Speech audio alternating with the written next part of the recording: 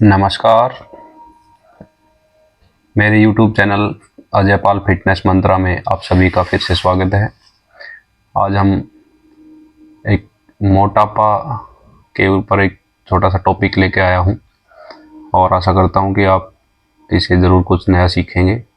तो मोटापा शब्द सुनते ही हमारे दिमाग में एक ऐसी पर्सनालिटी की तस्वीर बनती है जिसका बहुत ज़्यादा वजन होता है, जिसका बहुत अधिक वजन है, जिसके शरीर में बहुत अधिक चर्बी है। तो ये जब भी हम मोटापा शब्द हमारे दिमाग में आता है तो बस यही छवि बनती है, बहुत ही मोटा पर्सन होगा। तो मोटापा आजकल एक आम समस्या बन चुकी है।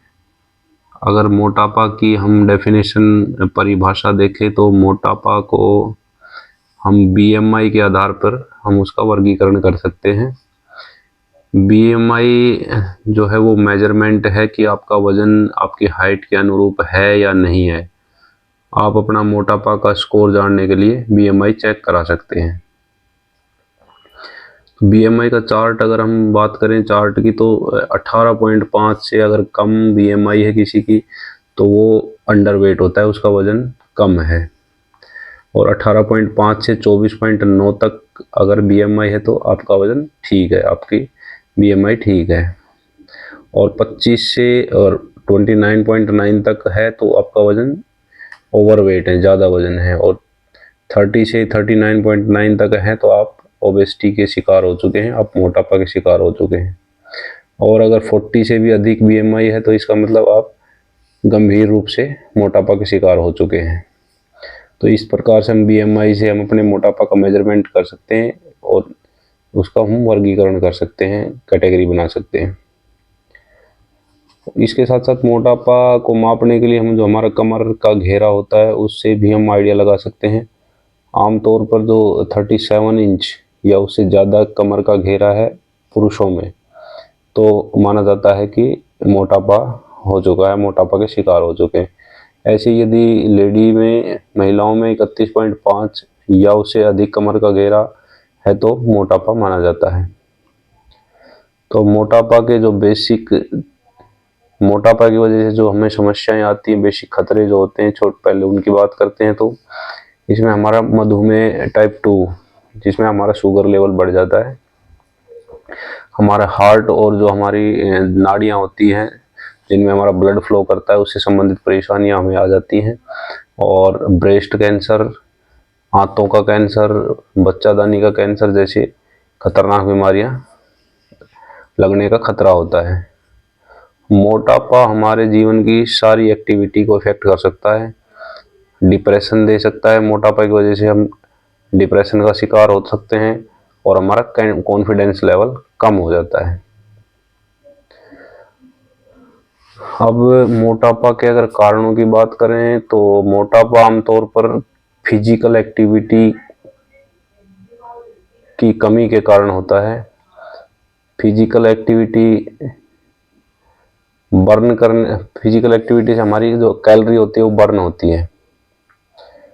और कैलोरी जो हमारी है एक्स्ट्रा कैलोरी विशेष तौर पर जो है फैट और शुगर बेस्ड जो हम भोजन खाते हैं उसकी वजह से हमें एक्स्ट्रा कैलोरी स्टोर होती है और एक्स्ट्रा कैलोरी हमारे शरीर में फैट के रूप में स्टोर होती जाती है।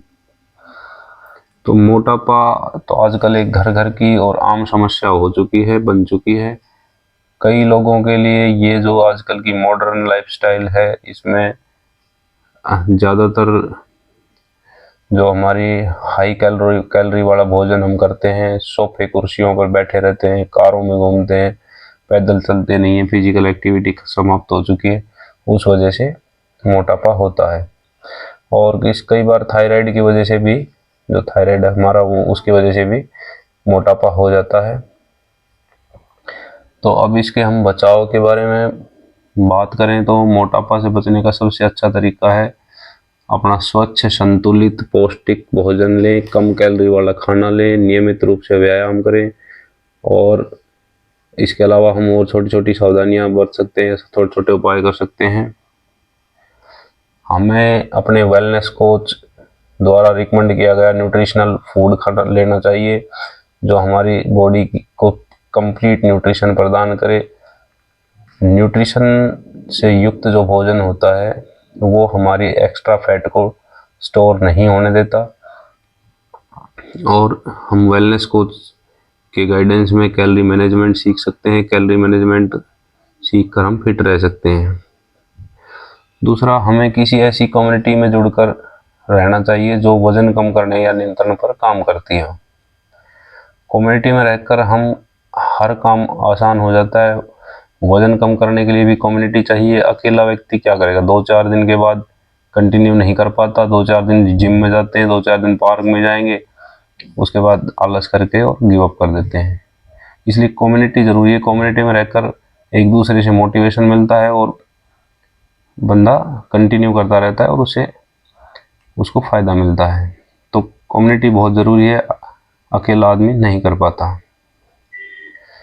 और सप्ताह में कम से कम वीक में 5 डेज हमें फिजिकल एक्टिविटी करनी चाहिए। इसमें हम अपनी पसंद की एक्सरसाइज कर सकते हैं, गेम कर सकते हैं, जिम, योगा, जॉगिंग, रनिंग, जो भी जिसका मन करे, जो जिस कंफर्टेबल हो वो कर सकता है। फिजिकल एक्टिविटी कुछ भी कर सकते हैं, तो उससे हमें मोटापा से बच सकते हैं। और हमें खाना खाते टाइम भी ध्यान रखना चाहिए। खाना हमें बिल्कुल धीरे धीरे खाना चाहिए, और ऐसी जगहों पर, ऐसे फंक्शंस में, ऐसी परिस्थितियों में जाने से बचना चाहिए जहां हमें लगता है कि भाई वहां जाके हमारी ज़्यादा खाने की इच्छा होगी, तो ऐसी जगह पे नहीं जाना चाहिए। एक आपको भोजन और खान पान के बारे में अपने सोचने के तरीके को बदलना चाहिए। इसके लिए आप वेलनेस कोच की मदद ले सकते हैं। वेलनेस कोच आपको डाइट प्लान देगा, उस डाइट प्लान के अकॉर्डिंग आप न्यूट्रिशन देगा। न्यूट्रिशन लेकर आप अपने मोटापा से निजात पा सकते हैं। हमें अपनी लाइफस्टाइल को बदलना चाहिए। अपनी लाइफस्टाइल हम जितना साधारण रखेंगे उतना ही हम स्वस्थ रहेंगे। तो अब ये मोटापा से जुड़ी और जो काफ़ी समस्याएं होती हैं, आम समस्याएं होती हैं, उनके बारे में बात करें तो मोटापा जिसका जो शिकार बंदा हो जाता है उसको सांस फूलने लगता है। सबसे पहले तो उसका सांस फूलने लगता है, उसको पसीना ज़्यादा आएगा, आम आदमी से ज़्यादा पसीना आएगा। सोते समय खर्राटे आने शुरू हो जाते हैं, और फिजिकल एक्टिविटी जब भी कोई करेगा तो उसको उसमें कठिनाई महसूस होगी और उसका मन नहीं करेगा।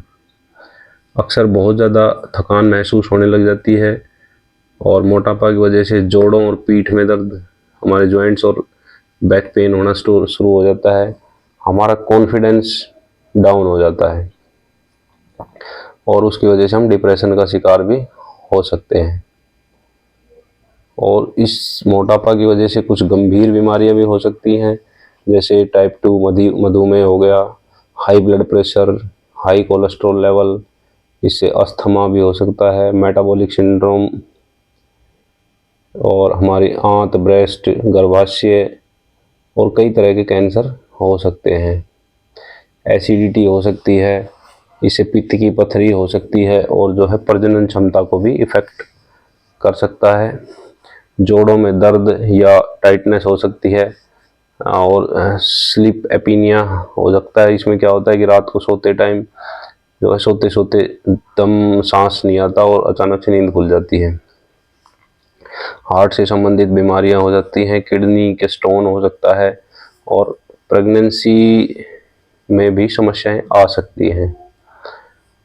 तो फिटनेस एक ऐसी चीज़ है जो एक दिन में प्राप्त नहीं की जा सकती। फिटनेस के लिए हमें समय देना होगा, सिर्फ अच्छा खाना खाना पड़ेगा, और ये नहीं कि हमने 10 दिन कर लिया, नहीं, कि हमें लाइफ टाइम, हर दिन, सालों साल, जिंदगी भर इसके लिए हमें समय, इसमें टाइम इन्वेस्ट करना पड़ेगा, और अपनी आदतों को सुधार करना पड़ेगा, तभी हम फिट रह सकते हैं।